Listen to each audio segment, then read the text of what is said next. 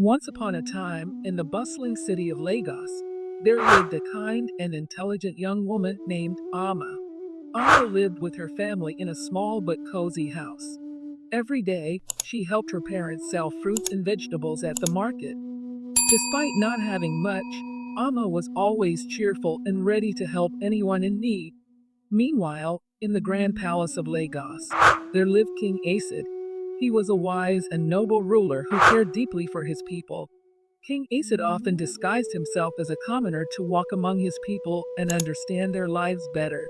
One sunny morning, King Asad decided to visit the countryside of Enugu, dressed in simple clothes so no one would recognize him. As king, Asad traveled through the tranquil farms of Enugu. He noticed a woman struggling to carry a heavy basket of yams. It was Amma. Without hesitation, Amma offered to help the stranger, not knowing he was the king. Together, they carried the basket to her family's small farm. "Thank you for your help," Amma said with a warm smile. "My name is Amma. What brings you to our village?" King Asad, enjoying the simplicity of the moment, introduced himself as Asad. "I am just a traveler," he replied. "I wanted to see the beauty of your village." Amma invited Asad to have lunch with her family. They shared stories, laughed, and enjoyed a simple meal of pounded yam and vegetable soup. King Asad was impressed by Amma's intelligence and compassion. She spoke about her dreams of making the village a better place with more schools and hospitals so everyone could have a chance to live a better life. "Why do you care so much about others?" Asad asked, genuinely curious. Amma thought for a moment and said, "I believe true wealth is not in gold or money but in the happiness and well-being of the people around us. If we help each other, we all can live better lives." King Asad was deeply moved by her words. He realized that Amma's wisdom and kindness were exactly what his kingdom needed. But he kept his true identity a secret for a little longer, wanting to learn more from her and experience life in the village. Days turned into weeks, and Asad and Amma became good friends. They worked together on the farm, shared ideas, and dreamed of a better future for the people of Enugu. Amma taught Asad how to plant crops, and in return, Asad shared stories of different places and people he had met in his travels. One day, as they were walking through the village, they saw a group of children struggling to read from old, torn books. Amma's eyes filled with determination. "We need a proper school for these children," she said. "They deserve a chance to learn and grow." Asad nodded, inspired by her vision. "Let's start by teaching them ourselves," he suggested. Amma and Asad gathered the children and began teaching them under a large mango tree. Word spread quickly, and soon more children and even adults joined their lessons. The village buzzed with excitement and hope for the future. But the time had come for King Asad to return to his palace. He knew he couldn't keep his secret forever. He decided to reveal his true identity to Amma. Taking a deep breath, he said, "Amma, there is something I need to tell you. I am not just a traveler. I am King Asad of Lagos." Amma was shocked. She couldn't believe that the kind man she had been helping was the king all along. "Your Majesty," she said, bowing her head. "I had no idea." King Asad gently lifted her chin.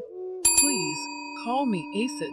Your kindness and wisdom have shown me what true leadership is. I want you to come with me to Lagos and help me make our kingdom a better place for everyone." Amma's heart swelled with pride and happiness. She agreed, and together they traveled to Lagos.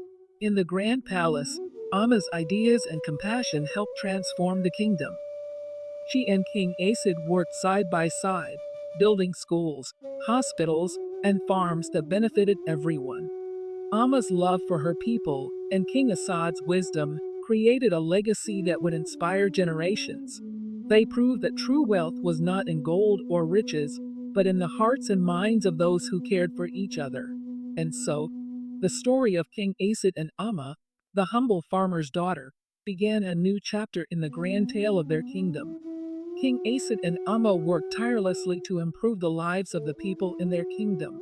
Every day they visited different parts of Lagos, listening to the people's concerns and finding ways to solve their problems. Amma's practical knowledge and King Asad's leadership skills complemented each other perfectly. One bright morning, Amma suggested they visit a remote village on the outskirts of Lagos. The village had been struggling with water scarcity for years.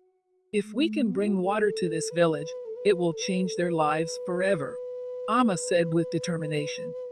King Asad agreed, and they set out on their journey. When they arrived, they saw how difficult life was for the villagers. Women and children had to walk miles to fetch water from a distant river. The fields were dry, and the crops were failing. Amma spent hours talking to the villagers, understanding their struggles.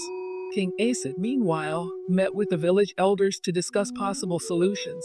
Together, they came up with a plan to build a well that would provide fresh water to the entire village. The next day, work on the well began. King Asad and Amma led by example, digging and carrying stones alongside the villagers. Their hard work and dedication inspired everyone. Day by day, the well took shape, and hope filled the hearts of the people finally. The well was complete. The first gush of water brought cheers and tears of joy. This water is not just for drinking, Amma said, her eyes shining. It will help your crops grow, your animals thrive, and your children stay healthy. The villagers celebrated their new well with a grand feast.